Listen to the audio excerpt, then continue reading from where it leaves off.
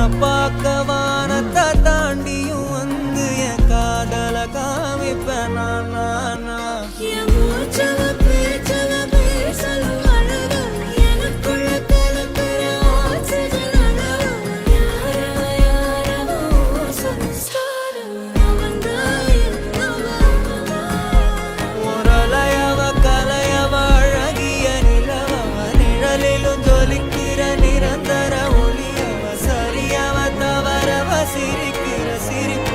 அவதான் காரணமா